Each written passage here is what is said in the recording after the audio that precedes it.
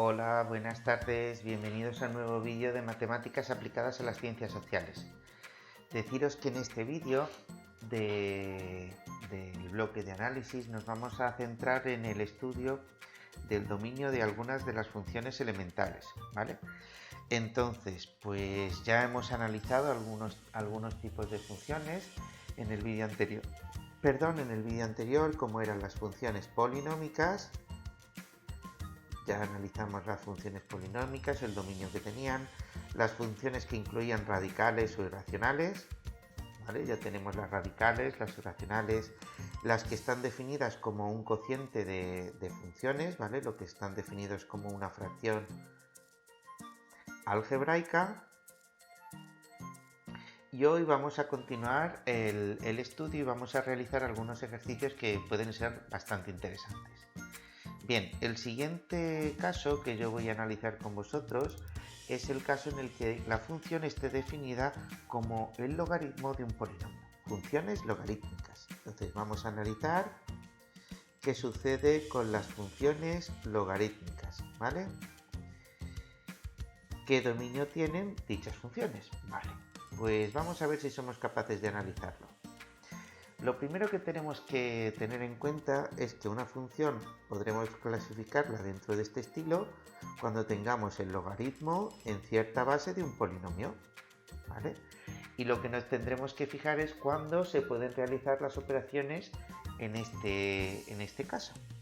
Fijaros, una cosa que tenéis que tener muy en cuenta es que si tenéis el logaritmo en base a de cualquier número x, x necesariamente tiene que ser un número estrictamente mayor que 0. No se puede calcular el logaritmo en base a, por ejemplo, de menos 3. No tiene sentido. Incluso podríamos decir que tampoco tiene sentido el logaritmo en base a de 0. No se puede calcular. Entonces, el argumento del logaritmo tiene que ser un número que sea estrictamente positivo. Si yo me fijo que aquí tenemos un polinomio, luego, ¿qué tendremos que analizar? Lo que tendremos que analizar es cuando este polinomio que hemos dicho, p de x, sea estrictamente positivo, estrictamente mayor que 0. Vamos a ver si somos capaces nosotros de plantearnos esta situación, vamos a ver cuándo podemos aplicar estas condiciones para poder determinar que efectivamente este valor o este otro valor pertenecen o no pertenecen al dominio de definición de la función determinada. Veamos el siguiente ejemplo. Imaginemos que nos preguntamos que f de x es el logaritmo decimal, si queréis, de x menos 5. ¿Cuándo va a poderse calcular este logaritmo? Estamos hablando de un logaritmo decimal, la base no nos importa, pero lo que sí tendremos que fijarnos, es cuando el argumento x menos 5 es estrictamente positivo. Si os fijáis, x menos 5 es positivo por transposición de términos, x tiene que ser mayor que 5. Y x es mayor que 5 si solamente si x pertenece al intervalo 5 abierto más infinito. Por lo tanto, el dominio de definición de esta función f, ¿cuál va a ser? Pues muy sencillo, va a ser el 5 más infinito. Y de esta manera ya tendríamos resuelto el problema que nos planteábamos. Muy bien, ¿y qué sucederá si nosotros, por ejemplo, tenemos una función de grado 2 como argumento del logaritmo? Pues muy sencillo, vamos a plantearnos la siguiente situación. Queremos analizar el dominio de definición de la función, ahora va a ser g, definida como logaritmo neperiano de x al cuadrado menos 5x más 6. Bien, entonces, ¿qué tenemos que hacer aquí? Pues también va a ser fácil.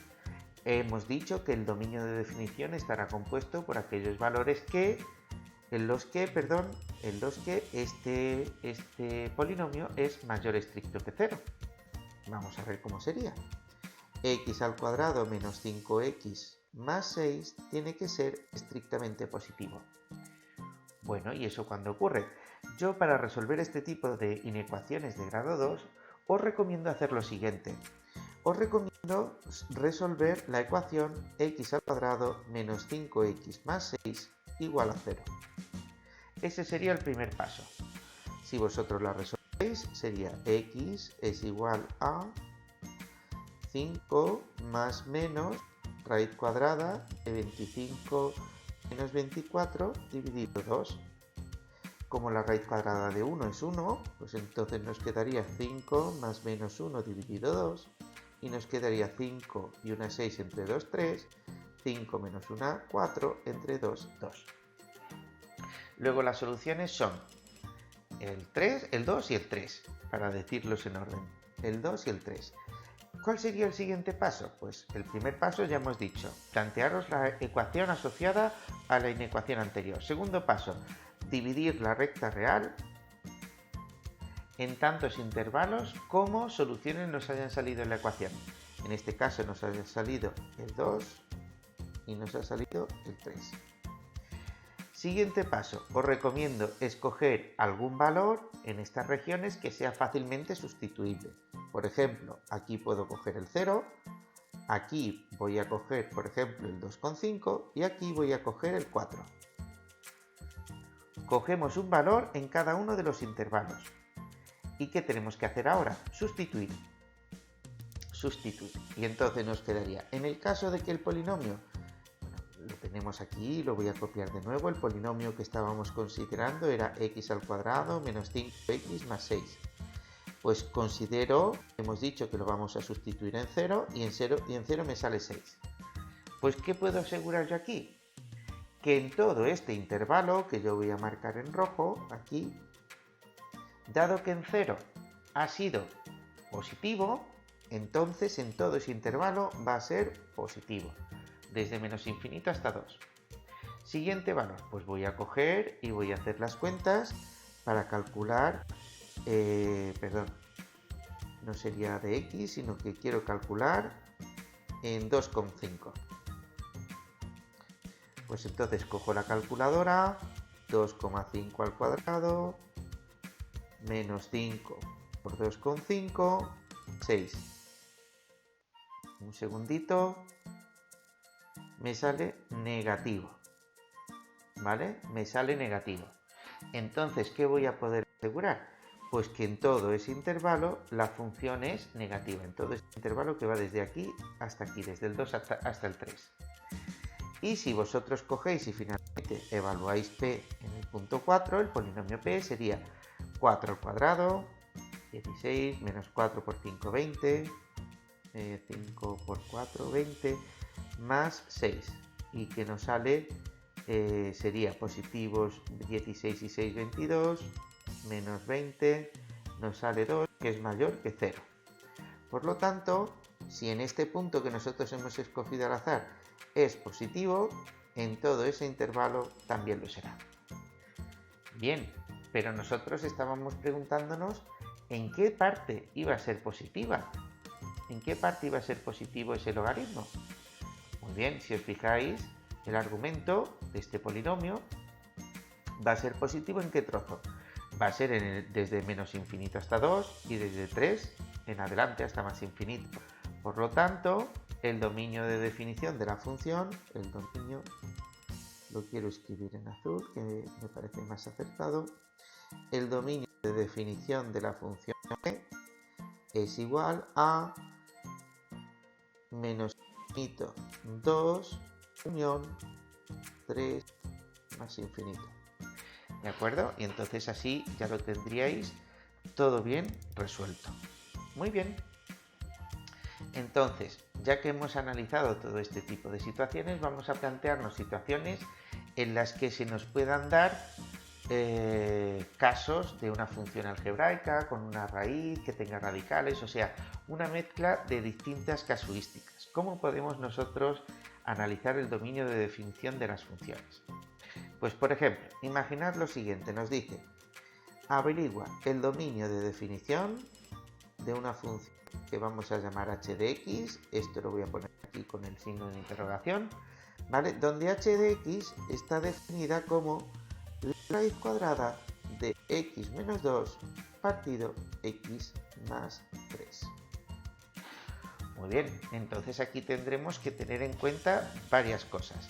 En el vídeo anterior nosotros hemos visto que si teníamos un radical, una raíz cuadrada, una raíz cuarta, una raíz sexta, o sea, una raíz de índice par, el argumento que estaba dentro de la raíz tenía que ser positivo.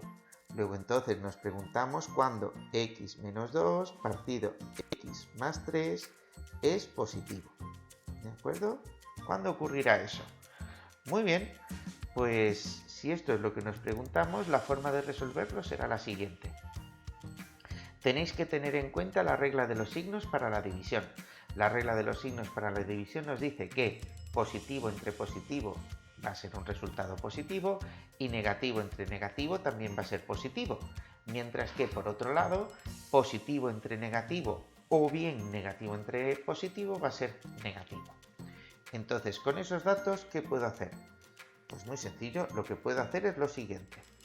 Cojo y digo, bueno, voy a ver cuando x menos 2 es mayor que 0. Pues si resuelvo esta ecuación, x menos 2 será mayor que 0 si x es mayor que 2. Muy bien, entonces x pertenecerá al intervalo 2 más infinito. Aquí, perdón, se me ha olvidado que la raíz cuadrada también puede ser 0, ¿eh? Luego entonces aquí vamos a tener un 2 más infinito, pero el 2 cerrado. No lo había considerado. Bien, por otro lado, x más 3 va a ser mayor que 0 si y solamente si, ¿vale? X es mayor que menos 3. Luego x tiene que pertenecer al intervalo menos 3 más infinito. Ojo, ojo, ¿por qué aquí he puesto mayor estricto y antes no? Pues muy sencillo, porque también tengo que tener en cuenta que en una fracción algebraica el denominador nunca puede ser 0. Entonces, si yo considerase el valor menos 3 más 3 me daría 0, por lo tanto anularía el denominador y volvería a tener el problema. Muy bien, ya lo tenemos aquí planteado. Entonces, ¿cómo recomiendo yo que analicéis el dominio de definición de las funciones? Muy bien, pues yo os recomiendo hacer lo siguiente. Fijaros, ponéis aquí la recta real. ¿Dónde tenéis el punto crítico? Para la primera función tenéis el punto crítico en el 2. ¿De acuerdo? Y para la segunda función tenéis el punto crítico, para la función x más 3 tenéis el punto crítico en menos 3. Entonces yo os recomiendo, por ejemplo, poner en la parte de arriba de la recta real, poner los valores, qué signo tiene en cada tramo la función x menos 2, y en la parte de abajo qué signo tiene en cada tramo la función x más 3. Vamos allá. Vamos a ver. Fijaros que nos dice la función que es positiva, la función x menos 2 es positiva en este trozo de aquí. Y en este trozo, como x no pertenece al intervalo 2 más infinito, x no es mayor o igual que 2, aquí va a ser negativa y aquí también va a ser negativa. Muy bien. ¿Y la función x más 3? La función x más 3 aquí va a ser negativa, en este trozo va a ser ya positiva y en este trozo va a ser positivo. Por lo tanto, si yo ahora hago el cociente, pues tengo que observar que desde menos infinito hasta menos 3 va a ser negativo entre negativo, positivo, y en este punto, desde 2 hasta más infinito, ¿vale?, va a ser también positivo entre positivo, que va a ser positivo. ¿Qué sucede entre menos 3 y 2? Que va a ser negativo entre positivo, por lo tanto el resultado será negativo. Vamos a concluir lo siguiente. ¿Cuál será el dominio de definición de nuestra función original, la función que hemos llamado h? Pues será cuando el cociente sea positivo. Por lo tanto, yo diré que el dominio de h de x va a ser igual a menos infinito menos 3, ya veremos si abierto o cerrado, y en esta parte desde 2 hasta más infinito, ya veremos si abierto o cerrado. Vamos a ver qué ocurre en el extremo. de cada uno de esos intervalos. Primero en el menos 3. ¿Estará dentro el menos 3? El menos 3 tenía el problema que hacía 0 el denominador. Por lo tanto, no está en el dominio de definición. Es por ello que aquí lo tengo que poner abierto. Sin embargo, aquí sí lo puedo poner cerrado. ¿Por qué lo puedo poner cerrado? Porque en 2, ¿qué ocurre? En 2 el numerador me sale 0 y 0 entre cualquier otro valor es 0. Entonces, 0 partido lo que sea 0 y la raíz cuadrada de 0 es 0. Es por ello que en el 2 sí que está definida la función. Por lo tanto, el dominio de definición de la función h de x será desde menos infinito hasta menos 3 abierto, unión con 2 más infinito. Y ya tendríamos resuelto nuestro problema. Muy bien, fantástico. Ya no hay ninguna duda a la hora de analizar el dominio de definición utilizando el cociente de estos dos polinomios. Vamos a hacer otro ejercicio. Perdón. Nos preguntamos cuándo, ahora va a ser la función y de x definida como. En el numerador voy a poner x al cuadrado menos 8x más 7 y en el denominador voy a poner x al cuadrado menos 1. Bien, ¿qué tenemos que hacer nosotros? ¿Qué valores tendremos que considerar? Muy sencillo. ¿Cuál será el dominio de definición? Veréis que es facilísimo. En el primer caso, vamos a ver de qué manera está definida la función. La función está definida como cociente de otras dos. Y como ya vimos en el vídeo anterior, x al cuadrado menos 1 nunca puede ser 0. ¿Por qué? Porque el cociente nunca puede calcularse para un valor nulo. Entonces, primero nos preguntamos, x al cuadrado menos 1, ¿cuándo va a ser 0? Pues será 0 si y solamente si x al cuadrado es igual a 1, si y solamente si x es igual a más menos 1. La raíz cuadrada de 1 es más menos 1.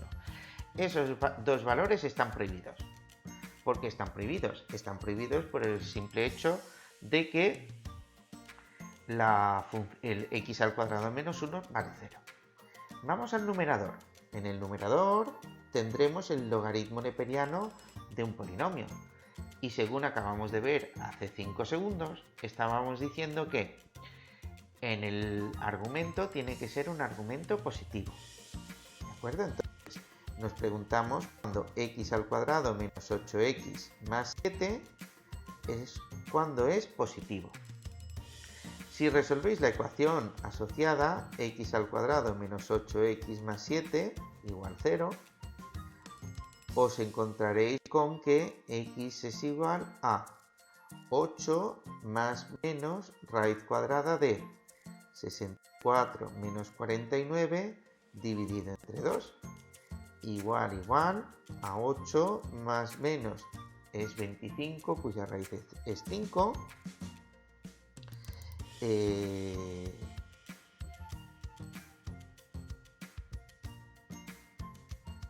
perdón, me he equivocado, perdón. Me he equivocado, ha sido garrafal el error. Disculparme un segundillo, aquí hay un pequeño error. Espero que os hayáis dado cuenta, pero el error es que es 4 por 7, 28. Y yo he puesto 49. No sé en qué estaría pensando. Disculpadme. Bueno, pues aquí lo tenéis. Sería 8 más menos la raíz cuadrada de, y todo esto dividido entre 2. Pues nos quedaría 36 y cuya raíz es 6. Nos quedaría 8 más menos 6 dividido entre 2. Cuyas soluciones son 7 y 1. Por lo tanto, tal y como explicábamos anteriormente, vamos a dividir la recta real.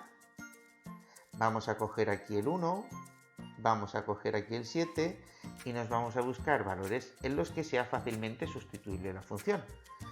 Aquí voy a escoger, por ejemplo, el 0, aquí voy a escoger el 2 y aquí voy a escoger el 8. Vamos a ver cómo quedaría. En 0 nos va a salir 7, por lo tanto, aquí es positivo. ¿Vale? Porque sería 0 al cuadrado menos 8 por 0 más 7. Y aquí, en el 2, pues sería 2 al cuadrado y 7 serían 9. 9 menos 16 va, negativo. Y en el 8 nos quedaría 8 al cuadrado, 64, 8 por 8, 64, 64 menos 64, 0, más 7, 7. Luego, positivo. Por lo tanto, el logaritmo, ¿en qué dominio de definición estará? Estará definido en la parte del numerador, estará definida desde menos infinito hasta 1, unión desde 7 hasta más infinito, ¿vale? Pero ¿qué sucede? Que a esos valores tengo yo que quitarle el más menos 1. El más menos 1 porque me hacen 0 el denominador. Por lo tanto, si solamente considero el numerador, solamente el numerador, me quedaría que el dominio de definición sería desde menos infinito hasta 1, unión 7 más infinito. No olvidéis que hay que ponerlo abierto porque el logaritmo no puede calcularse para un argumento nulo. Y ahora tengo que quitarle el 1 y el menos 1. ¿Pero qué ocurre? Que el 1 ya está quitado porque aquí este intervalo está abierto. ¿Cuál le tendría que quitar? El menos 1. Por lo tanto, el dominio global de la función, considerando ya numerador y denominador, sería desde menos infinito hasta menos 1, abierto, unión 1, menos 1, 1, unión 7 más infinito. Y de esa manera ya tendríamos resuelto el dominio de definición de nuestra función que habíamos llamado y de x. Pues nada, espero que os haya gustado el vídeo, que os haya resultado interesante y si tenéis cualquier duda, pues ya sabéis, en los comentarios o me enviáis un correo, cualquier forma de comunicarse conmigo está bien, yo estaré atento para poder responder, cuantas más dudas mejor. Aprovecho para enviaros un cordial saludo y para emplazaros hasta el próximo vídeo. Un saludo a todos.